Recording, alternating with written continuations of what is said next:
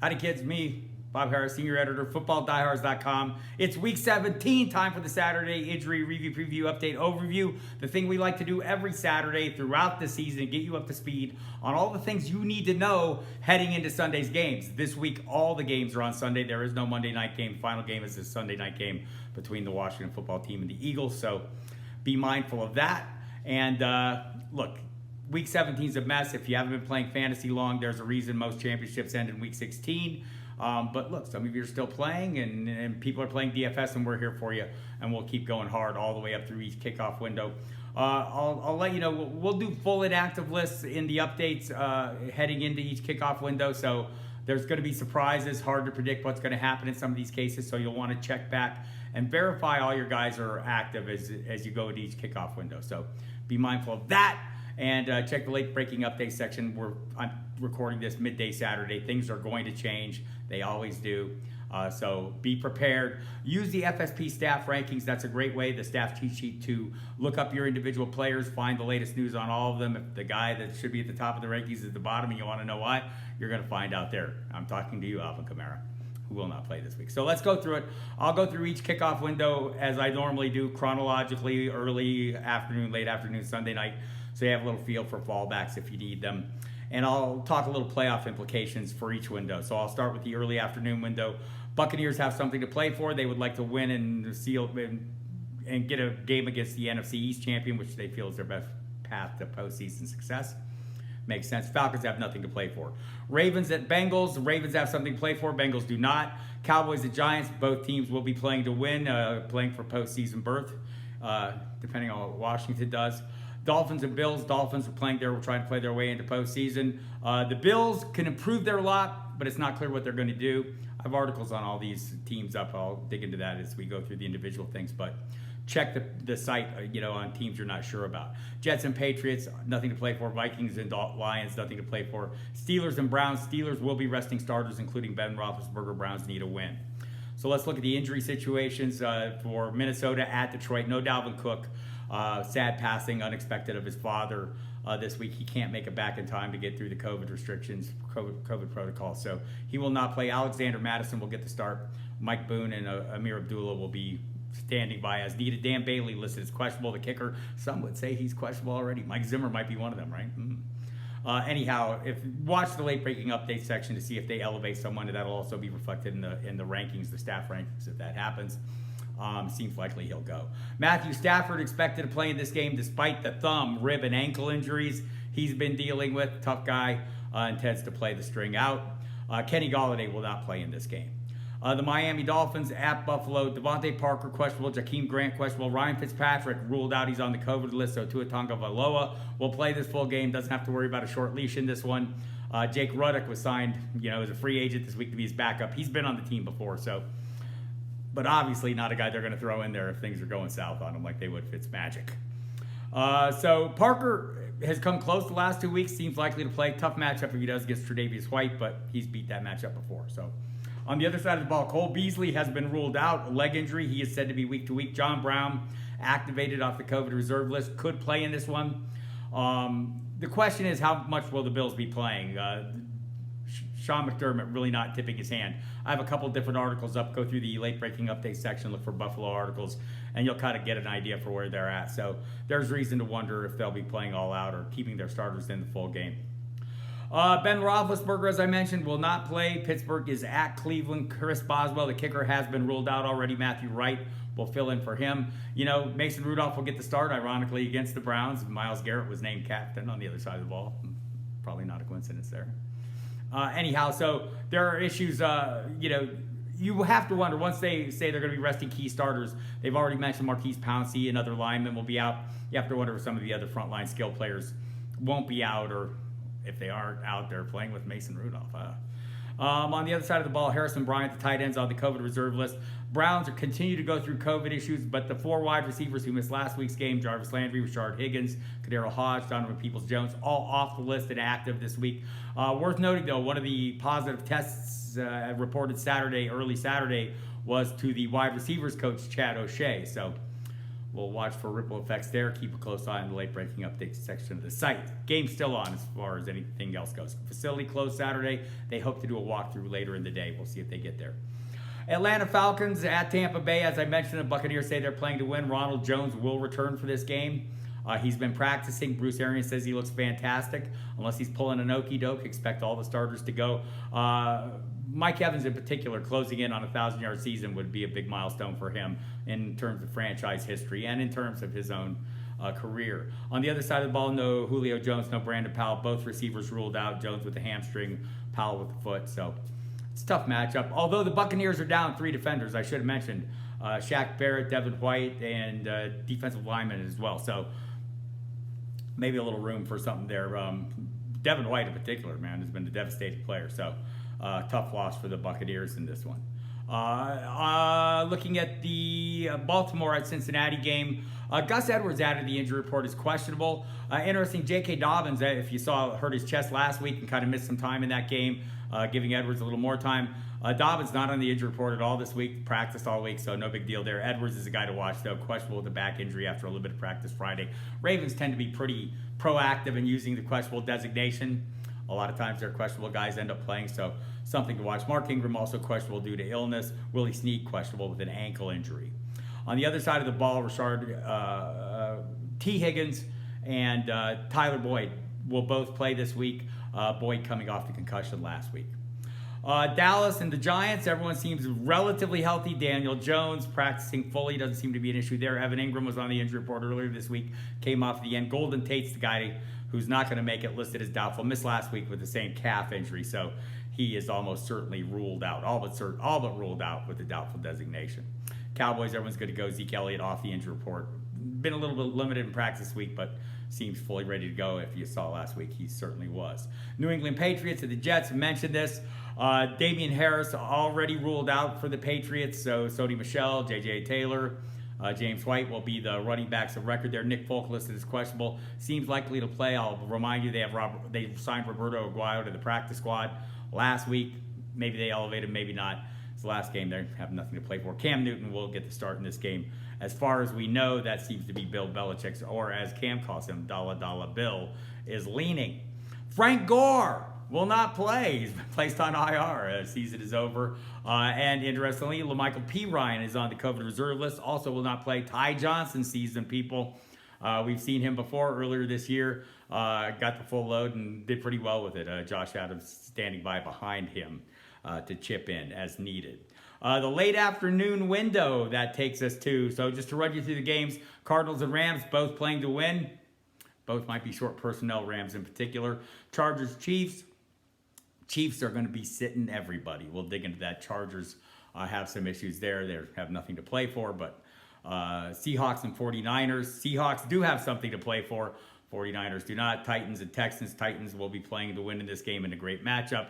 Texans say they'll be playing everybody. Raiders and Broncos. Neither team has anything to play for. Saints and Panthers. Saints. Running backs room is down. No Kamara, no Latavius Murray. I'll dig into that, but that's a big deal. Against the Panthers. Panthers obviously have nothing to play for in this one. Packers and Bears. Packers would like to secure home field advantage throughout, so they'll be certainly playing to win. Whether that means guys stay in the whole game or not remains to be seen. Jaguars and Colts. Colts need a win. Jaguars there to give it to them. Jaguars, of course, have already locked up that first overall pick, so maybe you never know. Their one win this year against the Colts in week 1. So we'll see. Let's dig into the injury situations. As I mentioned, for the Saints, it's a mess. Alvin Kamara tested positive on Friday, so he's ruled out. And there's some question whether he'll play in the first round of the playoffs, right? So it depends on if they schedule the game for Saturday or Sunday. If it's Saturday, he won't be eligible to play. If it's Sunday, he can. He just won't have practice at all.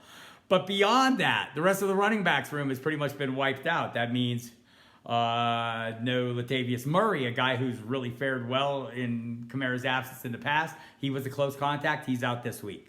Dwayne Washington, a close contact. He's out this week. Fullback Mike Burton, a close contact. He's out this week. Running backs coach Joel Thomas, close contact. He's out too. So Ty Montgomery is basically listed as running back, but generally works with a wide receiver, so he has not been a close contact. He'll be the starting running back. Look for them to promote some practice squad players for depth. But seems like Montgomery, who I think has last carried the ball more than 3 times in a game, was last December. with the Jets. So he's a versatile player. Maybe you can get a little something done there. Maybe see a little more Taysom Hill in goal line situations.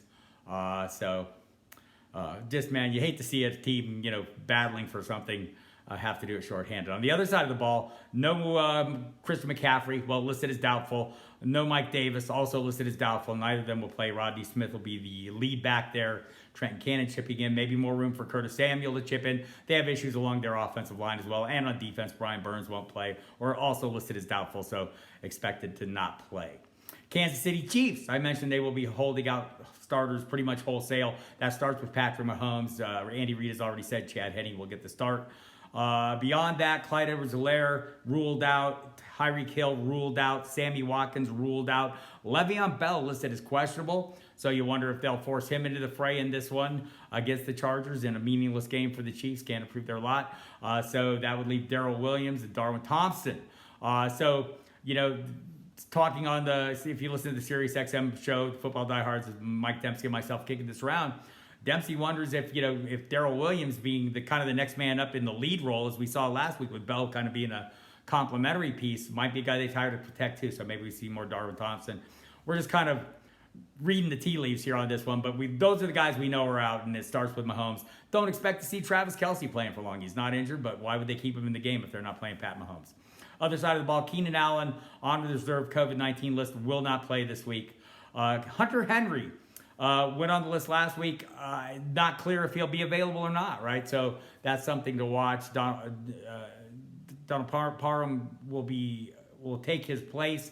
Didn't do much last week, but could do a little bit more this week in this game with the Chiefs dialing back. At the wide receiver, Mike Williams, Jalen Guyton, KJ Hill, Tyron Johnson all seem to be viable enough plays as well with Allen out.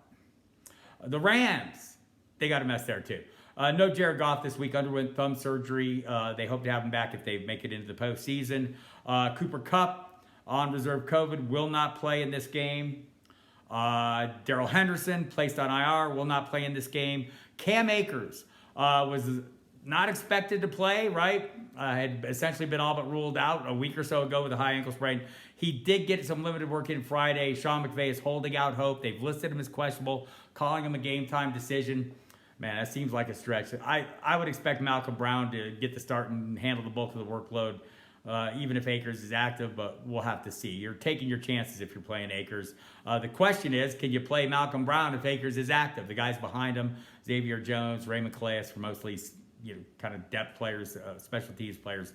Not sure I'd expect much from them.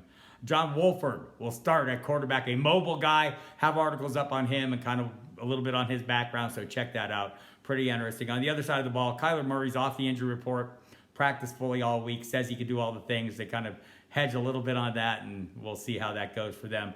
Chase Edmonds, Larry Fitzgerald, Max Williams, the tight end, all listed as questionable. Game time decisions for Edmonds and Williams. Kenyon Drake might be in a reasonable spot. It's a tough matchup. The Rams defense is still pretty damn good, right? So that'll be an issue. But again, both teams looking to get a win here. The Seattle Seahawks can improve their seeding with a win over San Francisco. Carlos Hyde listed as questionable with illness. Greg Olsen limited this week with the foot issue that he's coming off of. I'm guessing both of them will be available, but if not, running back, there has been some reporting. Bob Condotta of the Seattle Times says they want to get Rashad Penny a little more work heading into the postseason. But I would expect there's no reason to believe Chris Carson won't play and handle his usual role in this game, and maybe we see a little more Penny, a little less Hyde. I don't know. Neither of those guys has been, contributing greatly in recent weeks. It's been the Chris Carson show. On the other side of the ball, no Deebo Samuel, no Brandon Ayuk, both ruled out, hamstring and ankle injuries respectively. Of course, Travis Kittle's back, so the receiving core will be led by, Travis Kittle. I almost called him Travis Kelce. I conflated the two because they're both super good, I guess. George Kittle will probably be the leading receiver here, but also, we've seen Richie James Jr. fare really well in the past when Ayuk was out. He kind of filled the Ayuk role, so he, Kendrick Bourne, maybe River Craycraft, they'll all move up in the rotation. Also, Tristan Vizcaino signed off the Vikings practice squad, will fill in for Robbie Gould, who's on the reserve COVID-19 list. Robbie Gould signed an extension this week, then went on the COVID list. So Vizcaino coming off the Vikings practice squad, if he could have beat out Dan Bailey, you have to wonder how good he is. I don't know. just me. But he'll get the job. The Jacksonville Jaguars at Indianapolis, no James Robinson, no DJ Chark, no Colin Johnson. Mike Lennon will continue as the starter. Dario Ogunbowale fared reasonably well as the running back. The Jaguars seem to have taken a direction. They go with one guy. So Divine Ozigbo's still there, but he didn't get much run last week, and others as well behind them. Michael Pittman Jr. on the other side of the ball was listed as questionable, removed from the injury report, cleared the concussion protocol earlier today, so he's good to go, as is everyone else there, and expected to play. They might be doing a little scoreboard watching. They say they're turning off the scoreboards in the stadium. Phillip Rivers has admitted, I'll have my phone. I'll be looking. So there's that. For the Chicago Bears, playing Green Bay Packers, Cordero Patterson, Cole Kmet, both listed as questionable for this game. Both seem likely to play. For the Packers, everyone's healthy except David Bakhtiari, their star tackle. Just gave him a $100 million contract last year. He tore his ACL in practice this week. So they have some good depth on the offensive line, but it's really hard to replace a player of his caliber. Just a great pass protector for Aaron Rodgers. But expect Rodgers, Devontae Adams. Could have a three-man backfield. Jamal Williams off the injury report as well. So we saw what A.J. Dillon did last week working alongside Aaron Jones. Could we see a three-man rotation? Entirely possible. For the Raiders, Jalen Richard placed on the COVID reserve list. Available, unless he comes off today. Don't know if he was a positive test or close contact, so that's worth watching, I suppose. The other side of the ball, Denver Broncos. Philip Lindsay, if you missed it last week, is on injured reserve. He won't play. Melvin Gordon is the primary back. Royce Freeman will chip in a little bit, but KJ Hamler's been ruled out with a concussion. So Deshaun Hamilton moves up along with Jerry Jeudy and Tim Patrick in the rotation there as Drew Lock gets another chance to prove he really is the quarterback of the future for this club. And against the Raiders, maybe he can prove that. Derek Carr, not on the injury report this week for the Raiders. A little talk, maybe they have a goal line, a red zone package for Marcus Mariota, him being more mobile, etc. So entirely possible, but no verifiable evidence of that I've seen, just reporting by those who cover the team on a daily basis. And that takes us to the final game, the Sunday night game. Washington football team needs to win. The Eagles do not. The Eagles wholesale ruled out players this week. That includes Miles Sanders, Dallas Goedert, Deshaun Jackson, all ruled out for this game. A number of defenders, including Fletcher Cox, so maybe eases the way if Antonio Gibson plays. Alex Smith, Antonio Gibson, Terry McLaurin, all listed as questionable. McLaurin did not practice all week. To me, he seems the least likely of this group to play. He was in a walking boot earlier in the week. That doesn't indicate that he's not going to be ready to go, but you have to wonder, Cam Sims, Isaiah Wright, Steven Sims, Antonio Gandy Golden, all standing by, Logan Thomas as well. Antonio Gibson did not practice all week, but Ron Rivera insisted throughout the week that it was basically just rest. They were trying to have him ready to go for this game. If he doesn't go, J.D. McKissick, Peyton Barber. McKissick either way, right? He's still going to get his. The question is at quarterback, and the latest reporting as of Saturday, right before I recorded this, is they expect Alex Smith to play. He practiced on a limited basis the last 2 days, and then they were going to see how he felt on Saturday, their walkthrough. Apparently that went reasonably well. So expect Alex Smith to play. If he does not, Taylor Heineke will be next man up because Dwayne Haskins is not on the team anymore. He was released earlier this week. So there you have it. Again, check the main page of the site. In addition to all kinds of great articles by all kinds of great contributors, from John Lobb, Kyle Dvorak, Justin Lanero, Brad Cruz, Matthew Sharon, Evan Tarciano. We have video content with Jason Brady, Dvorak, Jen Ryan, Emil Kadlik. Check the FSP staff rankings again for all the latest information. This was just to set the table, people. This was not the definitive report. This is to let you know what's going on. Go back, do your research, do your due diligence, make sure your lineups are pristine come kickoff. And good luck. As I mentioned, we will carry on to the postseason. It'll kind of be a limited subset of what we do now. Won't be the full daily updates, etc., but we'll have all the injury reports and any information of interest you need on top of some content from Kyle, myself, Justin, everyone else, the Lob, to get you ready for your DFS games. All right, everybody, good luck. Thanks for a great regular season. Looking forward to the postseason. Looking forward to a super great 2021. It's got to be better.